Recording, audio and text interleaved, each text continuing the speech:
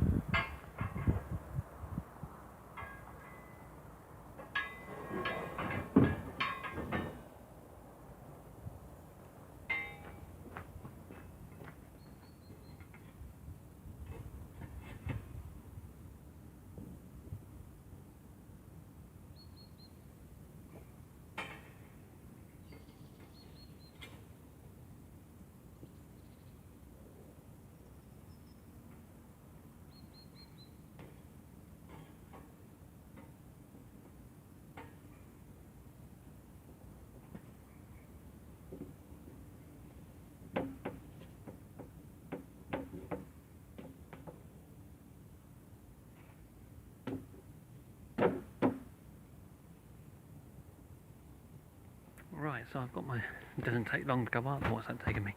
5 minutes if anything. I have got another 2 sections, I think. Got another 4 sections. So I've got more than enough to get up the side of the house, but there's no point putting it all up yet.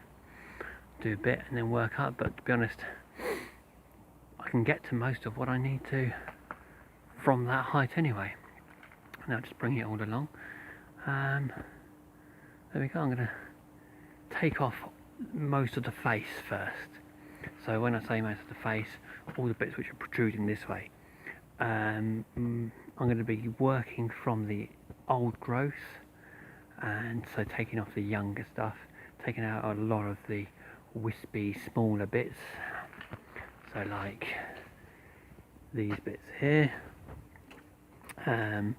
and just working my way through. Actually see 2 old bird's nests in there. I would have thought that one's probably a songbird and that one's probably a pigeon, slightly larger or something like that.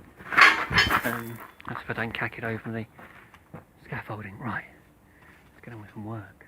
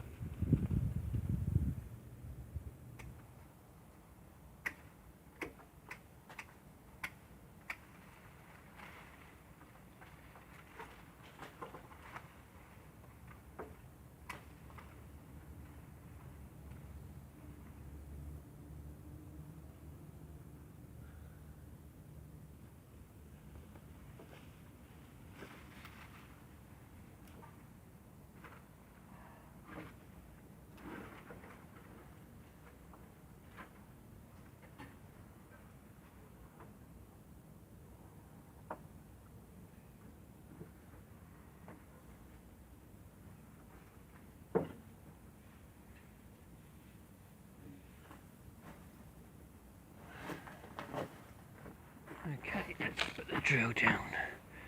I'm gonna, while I've got the scaffolding up here, I'm gonna put a few wire pegs in across there. So I've got some mixed wires here already. I'm going to try and use the green, but I've got some of that silver as a backup. Anyway, I'm going to be using vine eyes, which are these. Get the focus in on it. Probably won't. No, it's got the vine eyes, and I've got these rule plugs here, and then so going to have one of each of the vine eyes at each end, and then turnbuckle, which will be, so that goes onto the vine eye, that goes onto the wire goes off to the other vine eye at the other end, and then you can turn these clockwise and anti-clockwise to tension the wire. I don't need those just yet, and I've done a video on this before when I've talked about vine eyes and such. That's one of the multi-tools which I use, which sits over the head of the vine eye and just makes it a lot easier to screw in, a lot easier and a lot quicker. That's all I really need up there for the minute. So I'm just going to put 3 of those in on that brickwork, a few inches across. I might actually do a couple going lower down, but what I'll probably do though is when I start taking the scaffold down on that bit. But what I've done is I've taken out the dead, they're really crossing over. I've still got a lot of dead to take down on the bottom there. I've still got a lot of work over there, but yeah, it's one of those jobs where it's all intertwined, all a bit fiddly. But let's get up there and I'll show you what I'm going to do. Right, so I've got the scaffold. You might be able to see from where I had the cameras. When you're really pulling on this, I'm sure you can do it from levels, but I've got this scaffold. I got this quite a while ago, probably about a year ago now, I think. Got it second hand and paid 30 quid for it for the whole lot. A really good bargain. And if you've got the room to store it, it's fantastic, especially for when it's jobs like this, you know. You can work with a lot more confidence, and I think a bit quicker as well. Anyway, let's just drill a few holes in there. You can see, or I can see where we previously had those metal hammering nails. There's a couple over here I'll show you in a minute, which the Wisteria's all really grown in around the wire. Let's drill a few in there and then get a few of these vine eyes in one on one.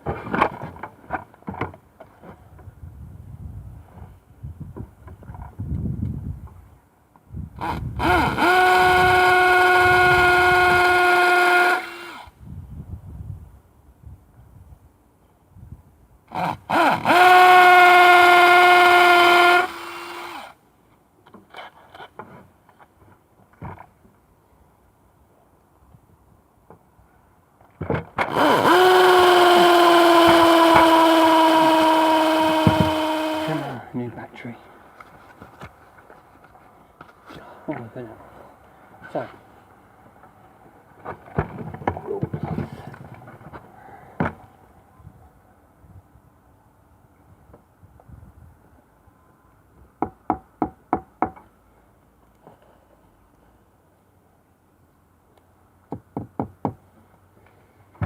how much more did I need on that one?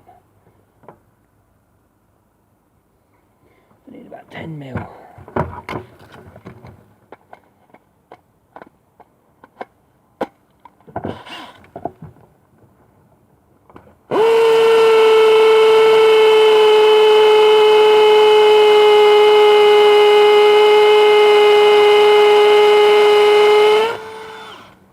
That's the stuff.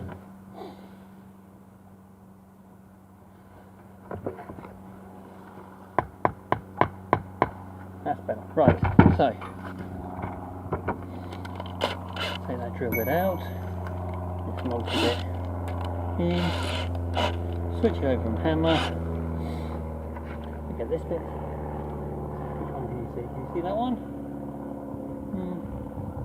Let's do the one at the top. Let's see a bit better.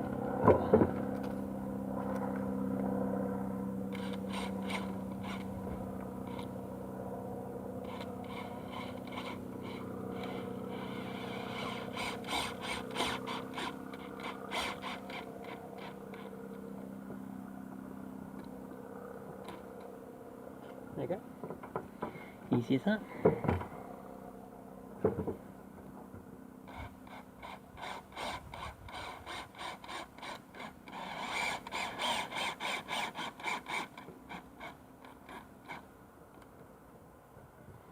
Nice and strong.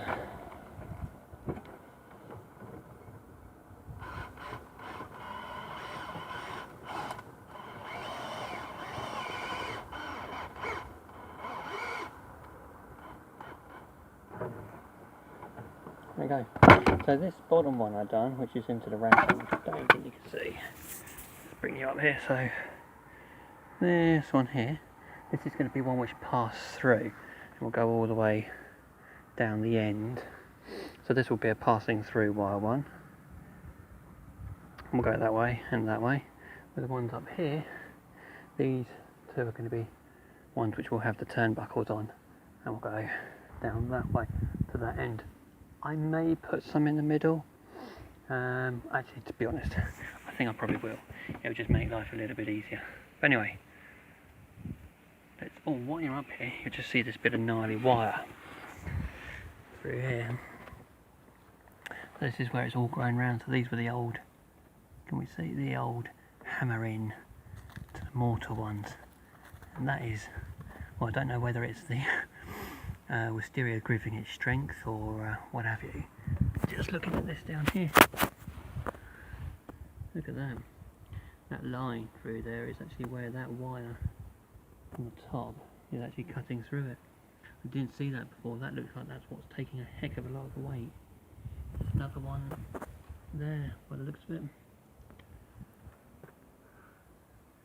And that needs to be addressed, and that's probably what's contributing to a bit of that ill health direction, because there's a heck of a lot of dead wood down there, and yeah, it's looking a lot better that way. So that's probably what it is.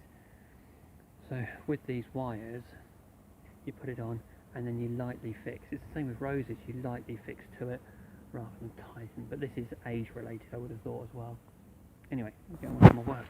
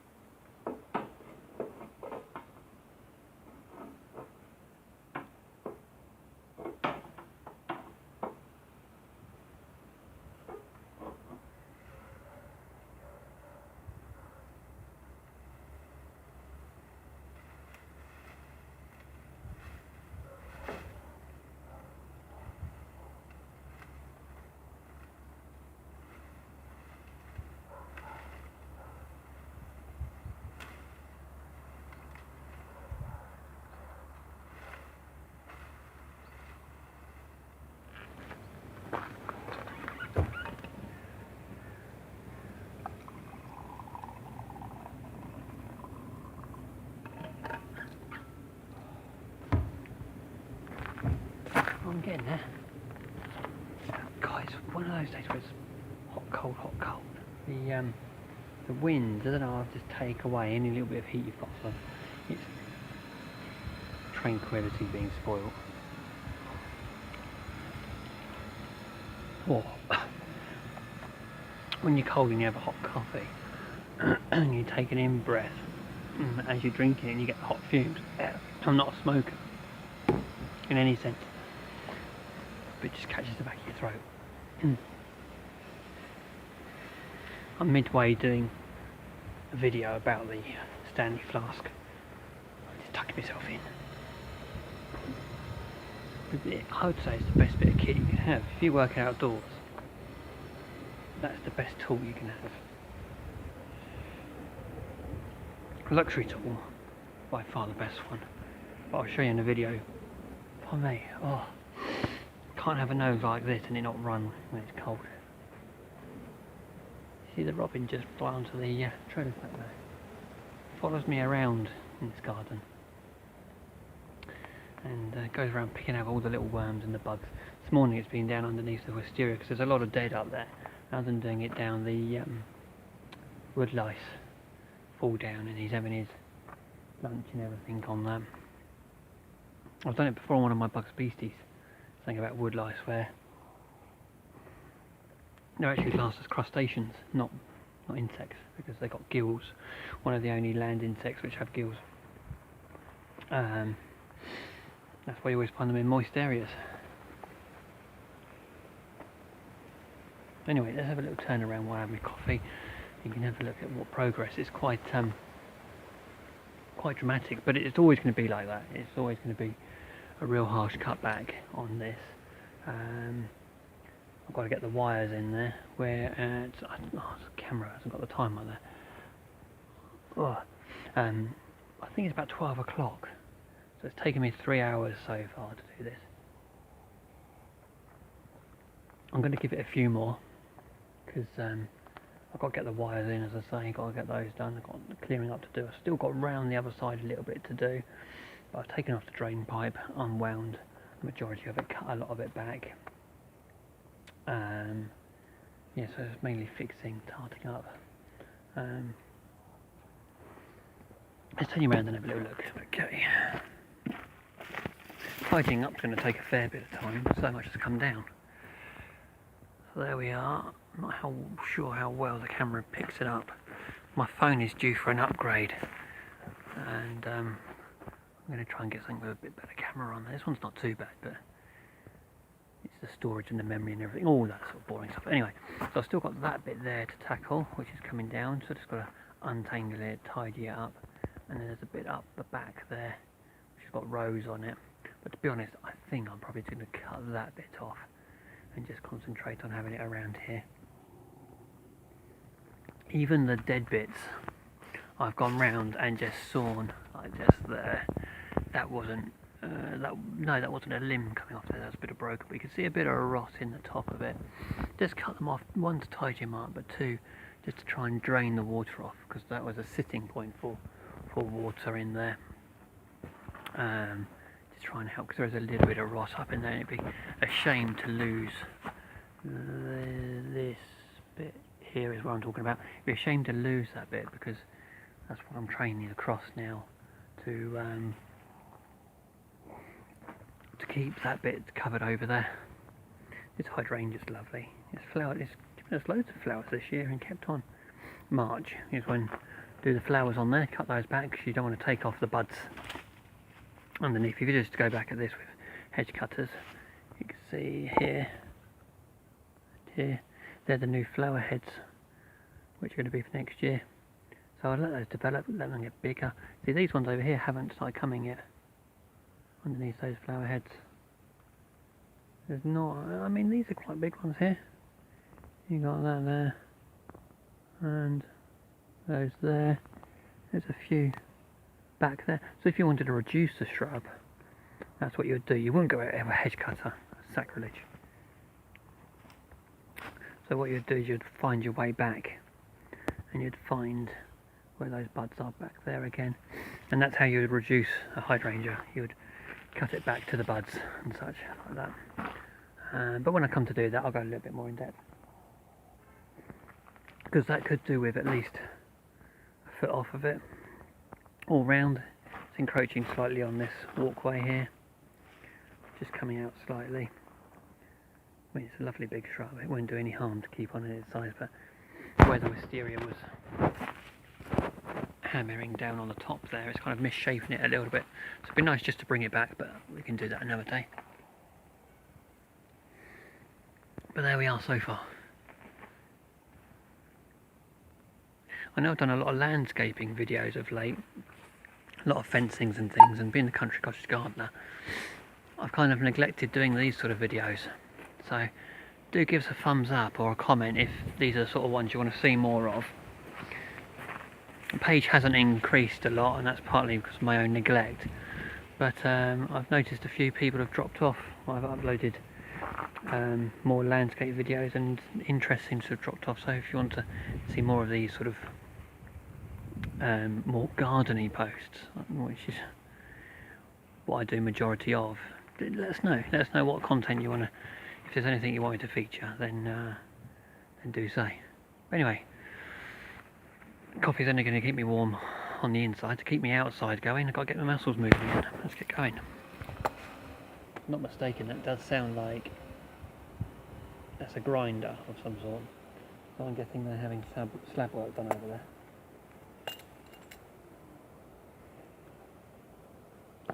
All these bits in my top pocket. I hate wearing gloves. More of a necessity than a want. Keep my hands warm.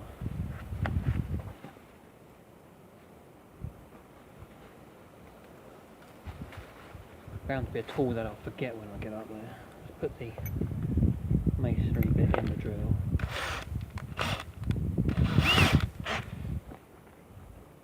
think all the rule plugs are still in my back pocket.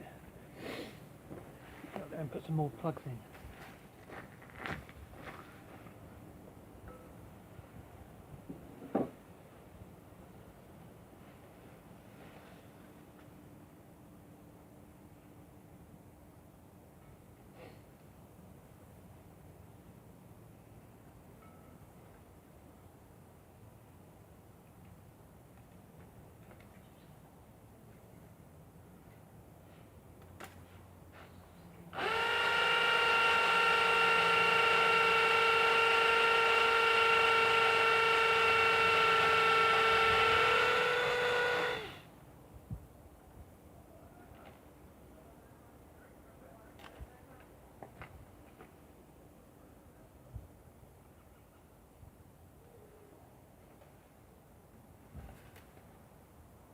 Oh, so done. Having a drop of drink. Feel you get to 3 o'clock and that temperature just goes. So lovely here. Peace and quiet. Just taking some stuff down to the bonfire, which I wanted to do it today, but it's one of those things where you want to, it's not that it's going to get out of control out there, everything's wet around it, but you want to keep feeding it, so spend some time on its own. I'm going to be back here again next week, because although I've done this wisteria, I'm going to use the scaffold to do the rows next to it as well, although that's a rambling rows next. Let's have a little look. I'm going to switch camera around. Right, so okay, well, I might as well while I'm here, see, there's that side, so I've untangled it from all around that guttering. Need to get some longer brackets, because where it's pushed out, that guttering really needs to be fixed back up there, but I can do that with a ladder, so I don't need the scaffold for that.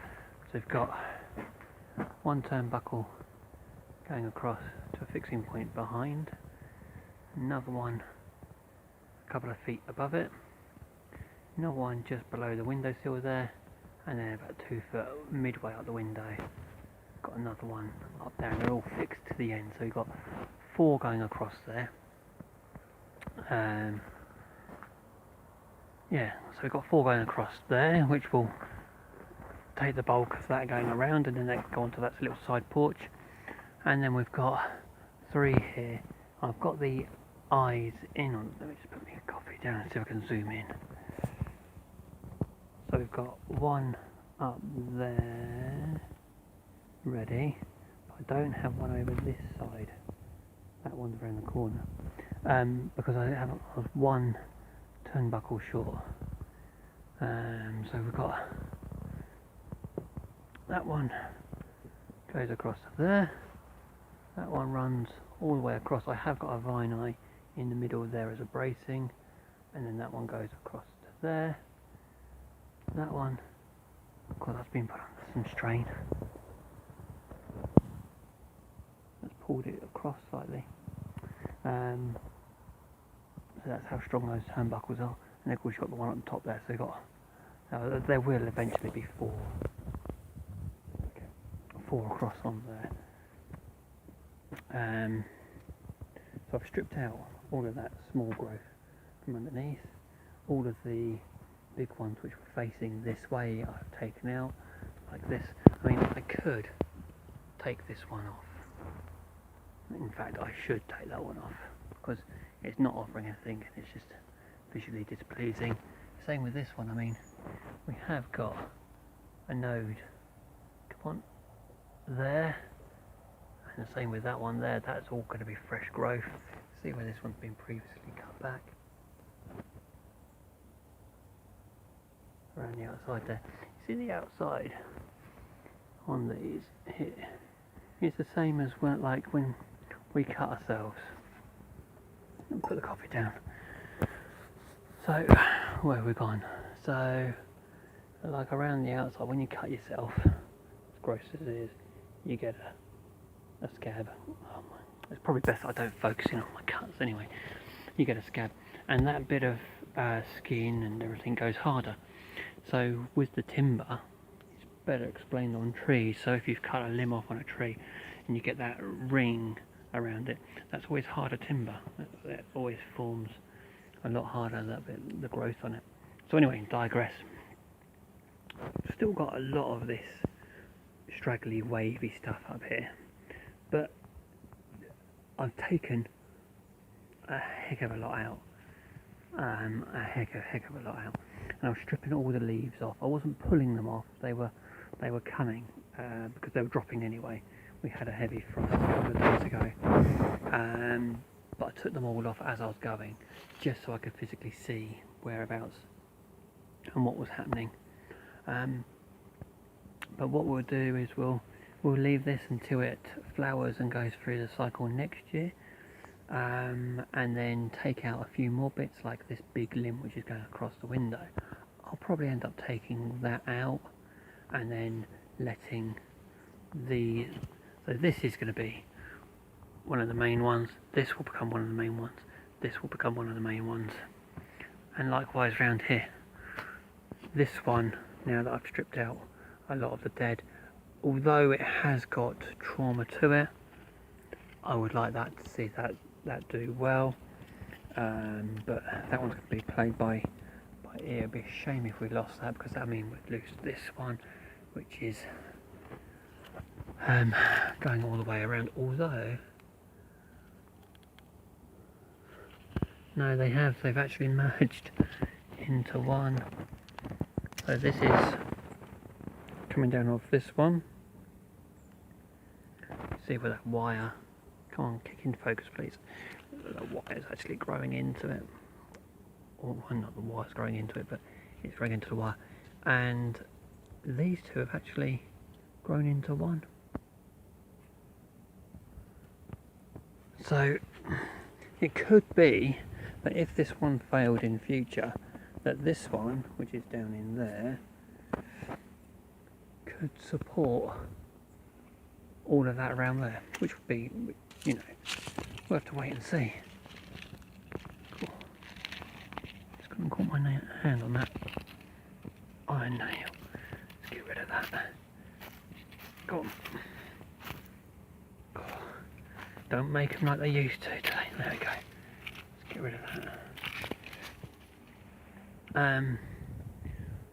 So yeah, we've got the basis there of just waiting now and seeing how it's going to be next year, and then hopefully the year after next. So we're going to have next year. We're not expecting great things, but we'll see how it gets on. But the year after that, I'm sure he'll really thank me for it. It's an old girl. I mean, they take, I think it's 7 years for Wisterias to mature to flower anyway. But I don't know how old this one is. I might hazard a guess at 3 decades, I would have thought. Yeah, I really want to keep it away from the roof in the future. Keep it to that top line. But they can be pruned twice yearly. And I say I'm a little bit early on this one, but I knew with that heavy frost and how the cold has come in, I'm a little bit premature with it, but I'm sure it's going to be absolutely fine. And it's a job that definitely needed doing. It's a hardy old beast, I'm sure it'll be fine. But anyway, this is the rose, just quickly before I sign off. This is the rose I was talking about. With this is a, oh my god, oh, words pass me sometimes. It's a rambling rose, only a single flower, but it goes on for quite a while. But I can't see, I can see old bits of wires in this one, and there's probably, yeah, there's one in the middle-ish there, roughly there, there's one. But what I'll probably do is run off this one again and across, and I'll probably go all the way across to that mid window again and do 3 or 4, but I'll do that one next week. But with this, I'm not so precious about it being a rambler rose. I mean, this sprout, I've had it sprouting up in the lawn, it sprouts up in the path. You can see all these suckers. There's one there. They're all over the place, really are, but I went through and cleaned up a bit of this, but I've had them come up in the lawn before from this one. So I go with this with the hedge cutter, but it really does need the dead and the disease taken out, and it needs a good thin and a bit of a reshape. See these big fat winding ones here and here, they really need to be a bit more central going up and then fanning out. That's really what it needs. But yeah, these borders do really suffer with bindweed, the euphorbia, African milkbush. Now I don't know if anybody knows about these. When you break them open, you get a white sap inside. It can be a skin irritant. I don't suffer with it. It doesn't bother me, but I know it does quite a few people. I think it's been associated with you can go blind if you get it in your eyes and that sort of thing. Rule of thumb: anything that seeps any sort of sap, don't get it in your face. What else we got in here? We got just a few small roses, so shrub roses. We've got peony there. We've got the Christmas roses, which are, let me have a think, heliobores. I know it'll come to me. We've got a specimen nettle there as well. But they, I mean, joking aside, these borders really do suffer with bindweed. Now, so do these ones over here. In there we've got all, well, there's a few peonies, there's lots of verbena in there, and there's some hebes, more of the heliobores. There's Rebecca over there as well, hostas over on the far side,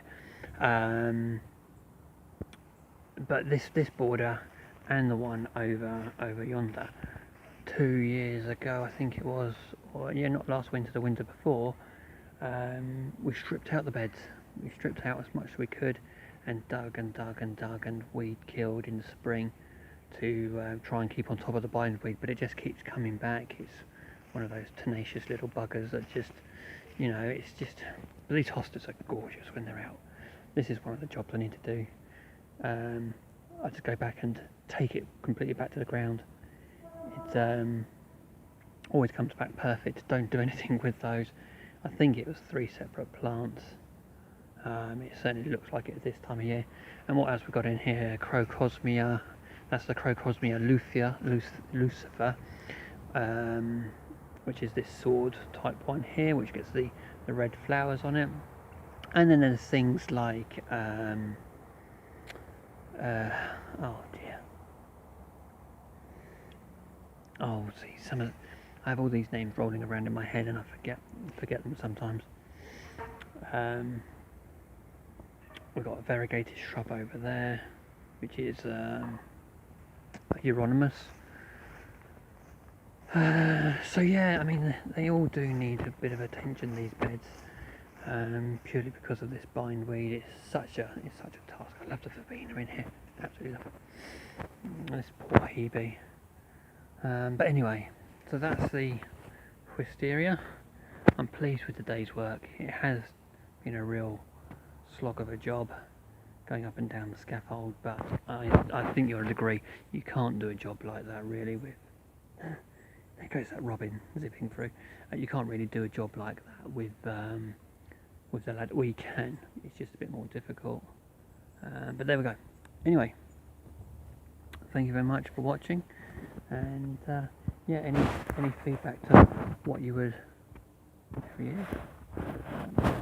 See if I can get to him before he zips off. Oh, briefly before he showed us the table. Yeah, so if there's any sort of videos you want to see, anything you want to know, let me know in the comments, and I'll try and get back to task with a few more of these actual garden ones rather than